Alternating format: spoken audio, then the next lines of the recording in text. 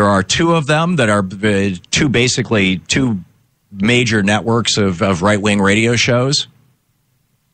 One is largely owned by Bain Capital, made up of billionaires. The other is largely owned by Cumulus Media, which is owned by a couple of billionaires. Or multimillionaires, I'm not sure. And we've got this, and by the way, this show is also syndicated on that network.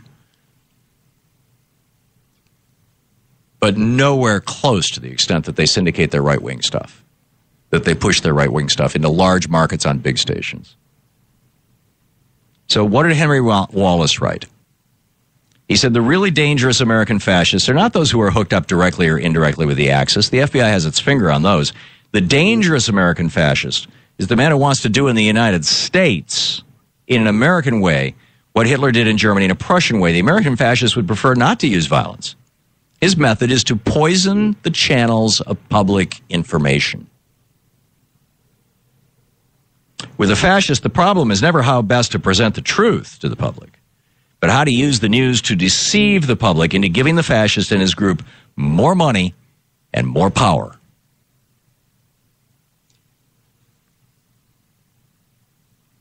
Henry Wallace goes on to say, and again, think about the Koch conference in California. If we define an American fascist as one who, in case of conflict, puts money and power ahead of human beings, there are undoubtedly seven. So this is his definition. Somebody who puts money ahead of human beings. They are patriotic in times of war. He said, if we narrow the definition to include only those who in their search for money and power are ruthless and deceitful, they are patriotic in time of war because it is in their interest to be so, but in time of peace, they follow power and the dollar wherever they may lead.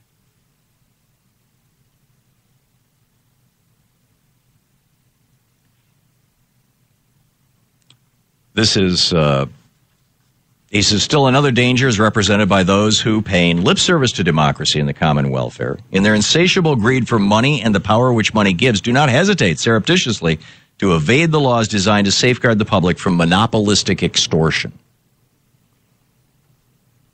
I would say their misuse of 501c3s and 501c4s is like right up at the top of the list.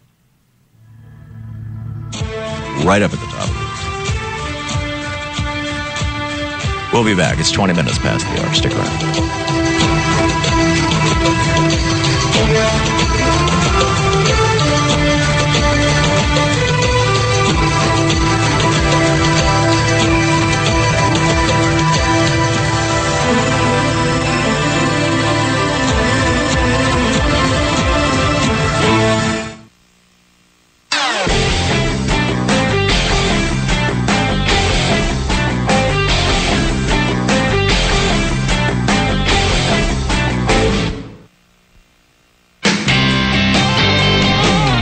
Past the hour. Welcome back. Tom Hartman here with you. So the oligarchs had their meeting over the weekend in Rancho Mirage, I think it was, in California.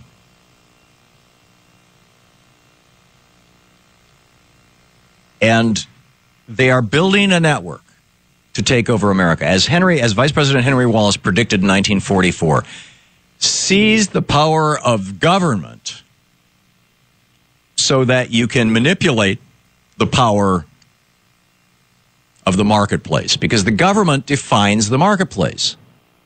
This would be like if the New England Patriots, instead of just deflating balls, assuming there's some truth to that, which, you know, who cares, frankly, but it's like if the New England Patriots, instead of just deflating balls, decided that they were going to take over the NFL.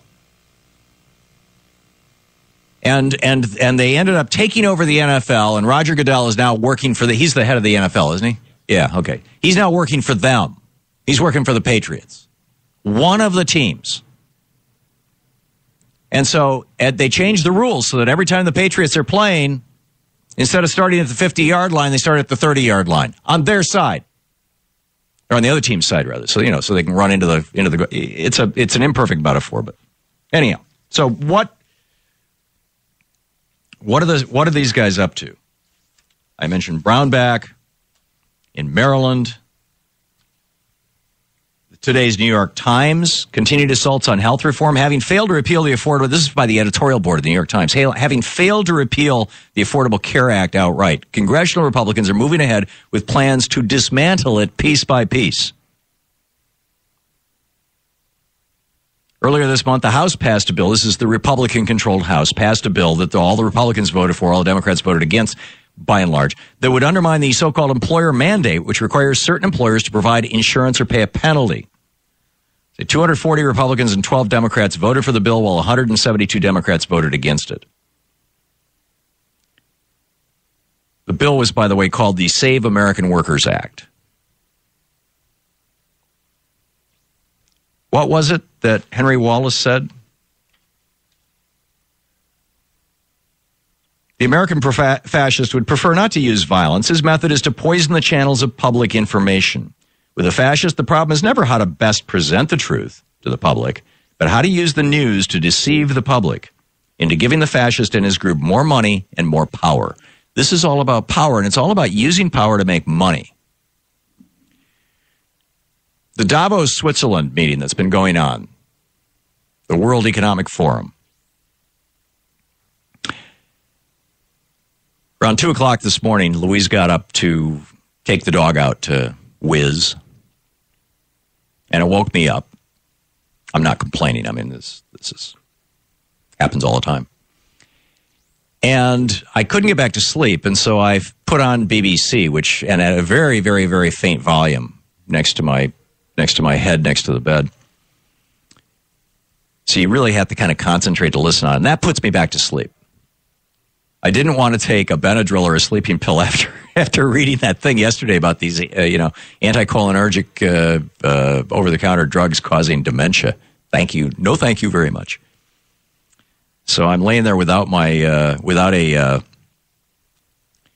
Sominex or whatever, and listening to this and drifting in and out of sleep. But I just started getting more and more upset by what I was hearing. There was a roundtable discussion at Davos that the BBC presented. And early on, Steve Forbes came out with this strenuous defense of capitalism. Listen to this. Capitalism, better than any other system, enables people, as Lincoln put it, to improve their lot in life. They have the opportunity to move ahead. Free markets are allowed to operate with sound money, sensible low taxes, sensible regulation. People do move up. Yeah, it sounds very reasonable and sensible, right? In fact, one of his colleagues, and we're not really sure who, because this is just audio and you can't see who's speaking. So I'm sorry, I can't tell you who was speaking, but if you check out bbcworldservice.com, you can hear the entire thing, the entire hour-long conversation. Here's one of the folks at the conference talking about, here's what wonderful capitalism has done for the world. Clip 2. I think it's important that we are not throwing out the baby with the bathtub, because I think we are kind of tempted to debate it in the current context. But in reality, I think we have to analyze the data and the facts. What Martin just said, the global emergence of poverty. I mean, people living in poverty, the share of the world population living in poverty. 1820, 94% have been living in poverty. 1950, 72%. 2011, which is the last number I could get hold of, 14.5%, right? So middle class, defined by $3,900 per purchasing power parity. In 1820, 2% of the world's population were in that category. In 1950, 23%, right? In 2010, 54%. Well, nice statistics if you define the middle class as anybody making about $4,000 a year. We don't use that statistic in the United States. But I can get it where you could, $4,000 a year you can live on in some parts of the world. But the point is, what he was explaining was the rise of wealth, not as a consequence of capitalism. Although, all these guys at Davos were saying this is because of capitalism. He was describing the rise of wealth as the direct result of the Industrial Revolution. And the Industrial Revolution came about because of innovation. And it wasn't innovation by billionaires. Thomas Edison was no billionaire. Nikola Tesla was no billionaire. George Westinghouse, who was a very rich guy, basically stole Tesla's ideas, ripped him off, defrauded him, and built Westinghouse. built a giant economic powerhouse. But who provided that? Well, it's like the internet. The internet's making people rich. It's making billionaires all over the place. Who built the internet? You and I did. Our government invented that. It was a project of, by, and for we the people. Now, Comcast and Verizon and AT&T, they want to take it over. End net neutrality. Don't do Title. Don't Title II. Oh my God! Common carrier standard. We can't have that. We've got to have this Title X that Thune is talking about, Senator Thune. So anyhow, I want to continue with this rant. I think this is the existential issue of our time.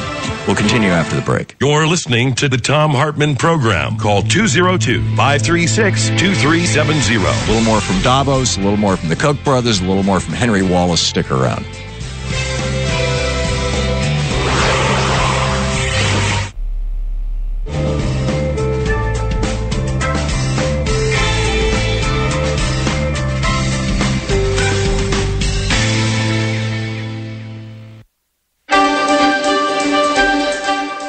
Thom Hartmann here on the best of the rest of economic and labor news. You need to know this. It's been 5 years since the United States Supreme Court made their infamous ruling in the case of Citizens United versus FEC.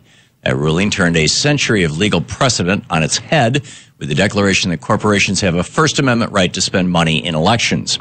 And that ruling opened the floodgates to massive spending in our political process. In the 5 years since the Citizens United decision was made, some alarming trends have emerged, and they show exactly why that ruling was so disastrous for our democracy. According to a new report from the Brennan Center for Justice, 3 of these dangerous trends were foreseen by the justices, but virtually ignored nonetheless.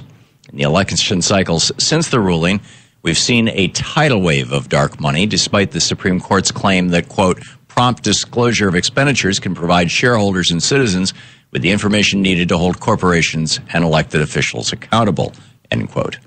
And those shareholders, and the ones that our Supreme Court said would hold corporations accountable, have had a difficult time standing up to corporate spending that they know nothing about.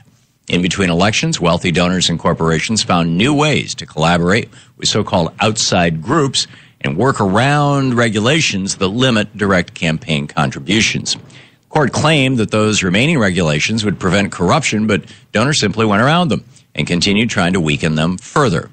In the last 5 years, the rich and the powerful have found new ways to buy off our politicians, and they've made it possible for lawmakers to ignore everyone except those at the top. In 2014 alone, the top 100 donors to super PACs spent almost as much as 4.75 million small donors combined. There's just no other way to say it. The Citizens United ruling gave the rich control of our democracy, and it's up to us to take it back. We must get money out of politics. Go to movetoamend.org to find out how. School districts all around our country are doing more to make sure kids aren't going hungry. Thanks to a pilot program running in 13 states, more than 1 million children now receive dinner and a healthy after-school snack as part of their free lunch program. The goal of this program is to make sure that all kids have access to a healthy dinner, especially those who come from low-income communities. Making sure the children have enough to eat is one of the most important things we can do to ensure they get a good education. And providing healthy food is one of the best ways to fight childhood obesity. Far too many children in our nation are forced to skip dinner, and many more aren't provided with any nutritious options. In the richest nation on earth, we can afford to do better, and feeding kids a healthy dinner seems like a common sense place to start. Here in the U.S., we're known for working hard, but some of us may be working ourselves right to an early grave. A new article by Alexandra Bradbury over at Alternet says that we need to think more about more than just adding more jobs to our economy. In fact, Ms. Bradbury says, I think we need less work. After learning about Maria Fernandez, a fast food worker who died last year while trying to juggle 3 jobs, Alexandra realized that our problem isn't that we don't have enough work, it's that the work we have is not being shared among those who want it. Instead of one person working 60 hours or more, that job could provide a 30-hour job to 2 different people. To do this, our nation would have to demand higher wages for social safety net, but we have the money to make this idea a reality. For many of us, our work is our life, but that doesn't mean we should give our life just to get enough work. Most lawmakers refuse to fight for single-payer health care, but most voters say that they should. According to a new poll by the Progressive Change Institute, more than 50% of those surveyed said they would support a single-payer Medicare for all health